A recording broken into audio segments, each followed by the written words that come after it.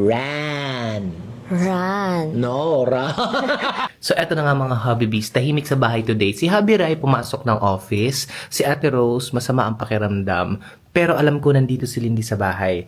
And I wanted to take this opportunity kasi holidays naman at walang school si Lindy to do some tutorial para kay Lindy. Sa mga hindi nakakaalam, isa sa mga striking na differences o pagkakaiba sa personality ni Ate Rose at ni Lindy is pagdating sa pag-aaral. Si Ate Rose, ayaw niya talaga, which I respect, and gano'n naman talaga. Iba-iba naman talaga tayo ng gusto sa buhay. Si Lindy, gustong-gustong mag-aral. At na-notice ko din yan kasi for example, dito sa bahay, like, let's say, sasabihin ni Ate Rose, Sir, nagluto ako ng egg.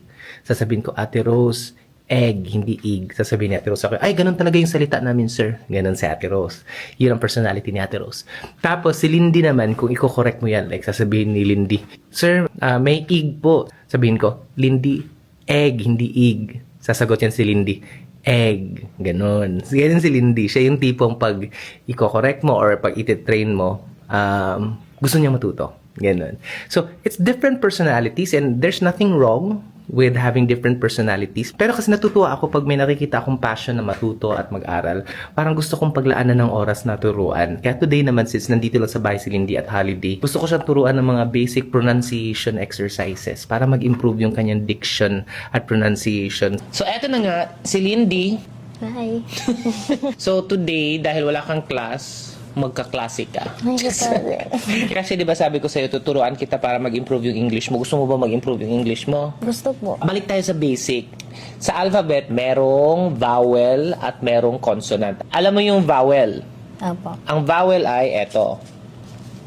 Yan. Basically, ang vowels ng alphabet ay A, E, I, O, U. Tapos, yung mga letters na hindi vowels, yun yung consonant. Yung ating lesson today is mag-focus tayo sa vowels. Sa Pilipino, yung vowels na yan, kita mo?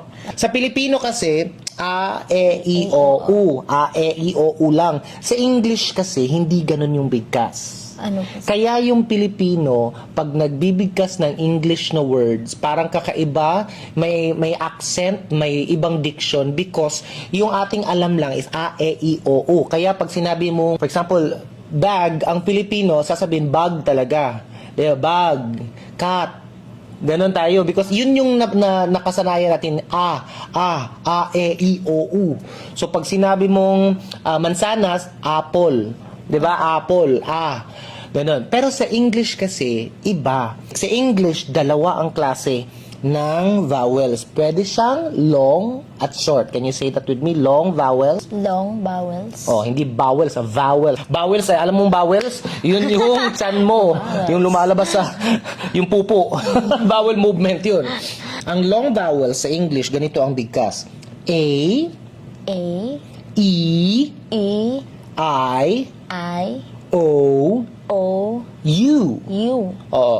So, ganun yun ang long. Sa short naman, ganito. Mas mahirap to siya kasi medyo malapit siya sa Filipino na vowels pero hindi exactly the same.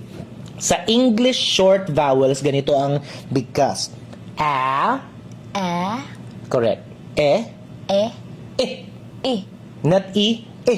E, A, O, hindi O, A, A, A. A, I-drop mo lang to. Pa-O siya, pero pa-drop mo lang yung jaw mo. A. A, Ah. Mhm. A. A, E. E, E. E, A. O, Ah. A. Okay. Eto, pakinggan mo ha. Sasabihin ko sa Pinoy, sasabihin ko din sa English na short vowel. Sa Pinoy, A. Pero sa short English vowels, A. Iba siya. iba po. Kaya, pag sinabi mong mansanas, the proper short vowel A is apple. Sa Pinoy, apple. A. Apple. Iba. Dito lang tayo mag-focus muna for today sa A. Short and long A's. Ano nga yung long na A? A. Say it again. A, A. As A. in, A. A, Papunta siya sa I. So, A. A, Yes, correct. And then sa short is A. A. A, Kailangan marinig mo yung kinaibahan ng A tsaka A. A, Sa English, A. So, hindi A, A. A. Natatawa ka kasi hindi ka sanay. Okay, practice natin yun. Ano nga yung long? Ang tunog ng long A? A. Na A. A. A. A. Hindi A. A. A. Correct. Very good. Ang short is? A. A. Artihan mo pa. A. Ganon. Practice muna. Short A. A. A. Okay, very good, Lindy. Man. Man. Sa Pinoy kasi A talaga. Kaya tayo, man. The man standing, ganon ang Pilipino, the man. Pero that's not how you say it in English. It's man. Man. Ran. Ran. Oh, run. Ran. Ran. Pan. Pan. Very good. Can. Can. Ban. Ban. Fat. Pat. Oh, pat. Ang layo talaga ng fat sa pat. Pat. F. Isa din yun sa laging nagkakamali ang Pinoy. Ang P natin, ginagawa nating F lagi. Yung pink, nagiging fank. Fat. Fat. Very good. Can. Van. Oh. Ay, Ang, ban. iba na naman. B, naging V. Madalas din yung mali ng Pinoy. Ang B, nagiging V. Ano yan? Ban. Ban. Ban. Oh, artihan mo pa. Open pa your mouth when you say aha. Ban. Ban. Rat. Oh, rat na naman. Ra. Ra. Ra. Hindi ra. Hindi ra. Ra. Huwag mo i-apply yung Pinoy na ra. Ra. Ran. No, ra na naman. Ra. Ra. Minsan, hindi natin naririnig sarili natin. Sa utak mo, nakuha mo na siya, pero hindi mo pala naririnig sarili mo. I-record kita ha. Sige. Man. Man. Ran. Run. Ran. Yun pa lang. Rinig ko na. Iba. Pakinggan mo. Man. Ran. Run. Oh. Ay, Di ba?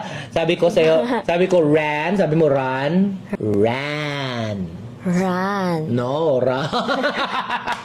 Run pa rin ang naririnig ko. Rat. Dapat mag-stretch to. Rat. Okay, balik ka sa man. Man. Correct. Can. Correct. Mat. Correct! Kuha mo na! Ay, narinig ko sa, parang tama yung binibigkas ko, pero pagka, narinig mali. Kailangan mo pinapakinggan yung sarili mo. Hindi lang yung basa lang, pero kailangan pinapakinggan mo. Kailangan lang i-practice para matanggap.